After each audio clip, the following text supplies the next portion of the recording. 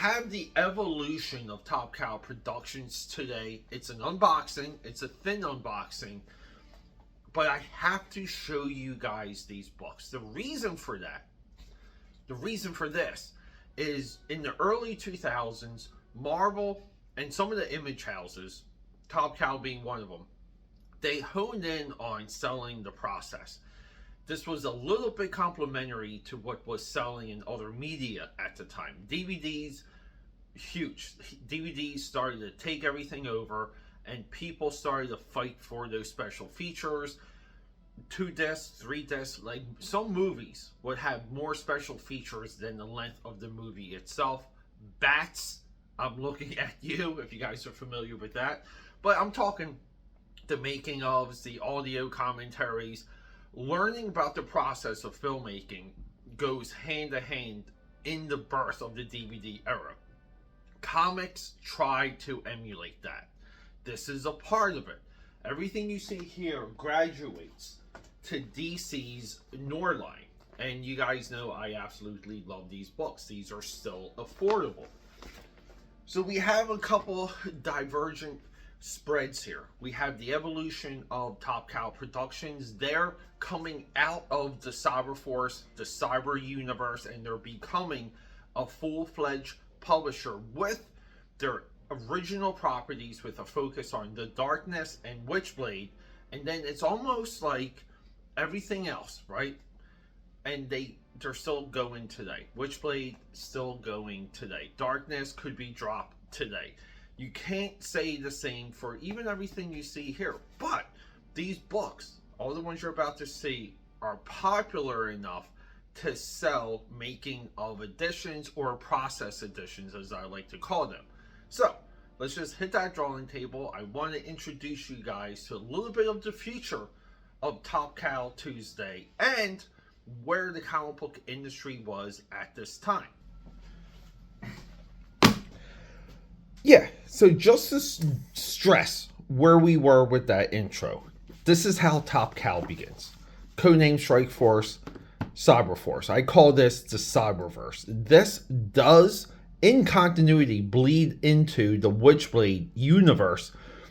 The crazy thing is that Witchblade just eventually ignores all the groundwork that these books laid down. As a publishing initiative, everything you're about to see leads to Batman Noir. They did the Watchmen one of these too, but these books, they are incredible. This is how you learn a little bit extra when it comes to comic book production. These aren't turnkey magical solutions to make you produce better comics. It's just a factor for you to appreciate a little bit more of what's on the printed page. These are affordable. Get these rather than get any artist edition. And here we go, guys. We're going to do a little bit of a blind. I'm trying not to show my address here. Here we go. Gemini mailers. Always, I love non-stick tape, painter's tape. And here we go, guys. So I haven't laid my eyes on these for quite some time. So I don't know if they're penciled or if they're penciled and inked or what exactly they are. But I knew these existed. Marvel did a round of these called Director Cuts. And they did them for Avengers Volume 2 or Volume 3, number 1. I believe Young Avengers number 1 has one as well. And that initiative for them lasted quite some time. So let's go. We have Tomb Raider, Aphrodite, and you guys know, maybe you guys just saw it, and Witchblade here. Guys, this is the evolution of two things. Top Cow Productions and the Bad Girl era of comics. Comics hasn't quite left the Bad Girl era even now. Let's just get these out because we need these out. I got these for such a good deal. I bought it as soon as the auction no, as soon as eBay notified me, this was and crazy thing, this is also a seller from PA. So small world.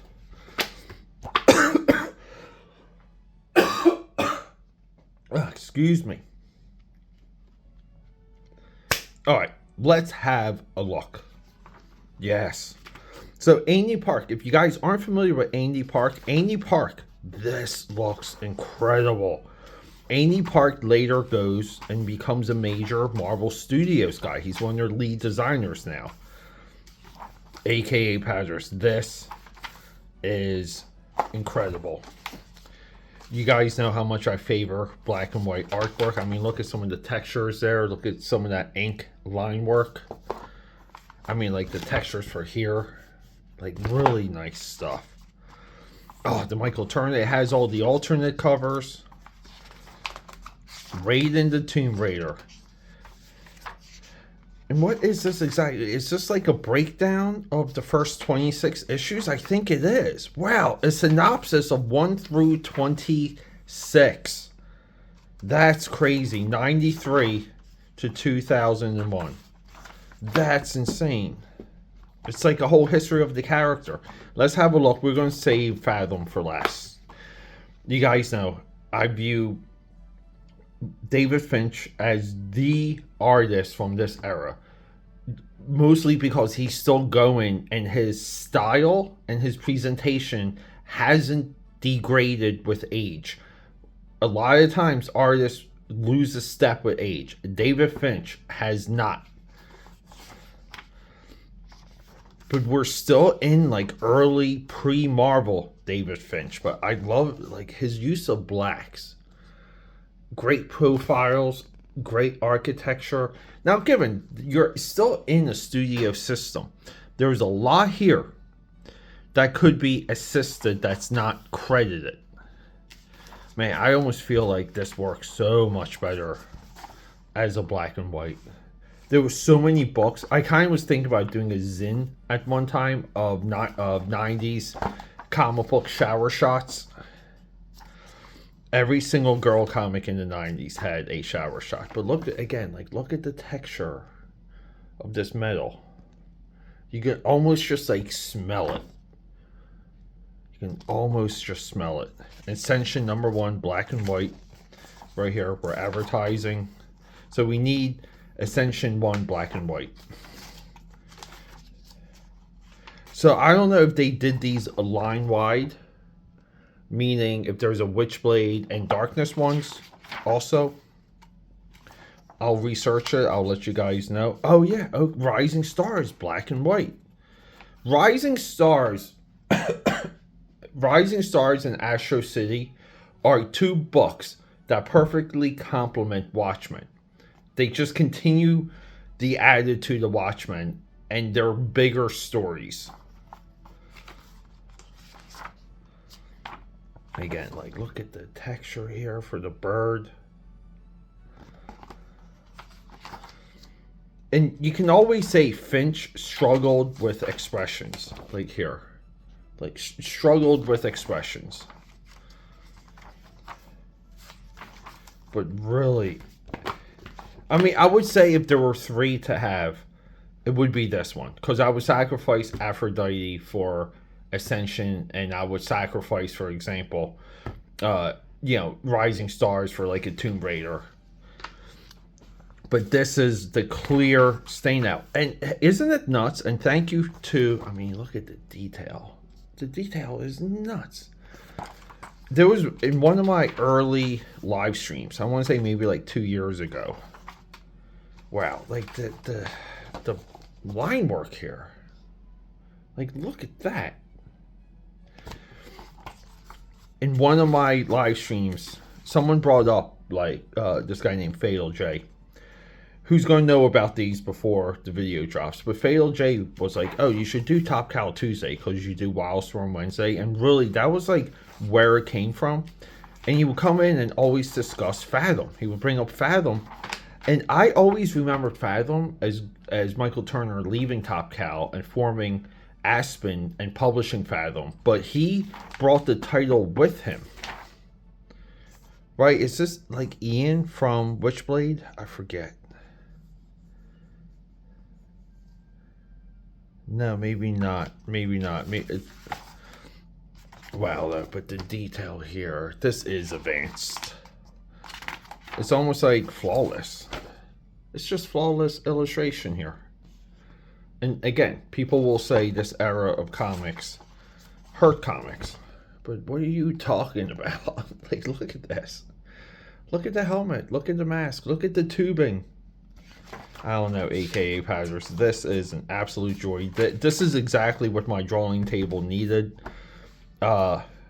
Much appreciated. I'm hoping you guys can go out, get yourself some of these.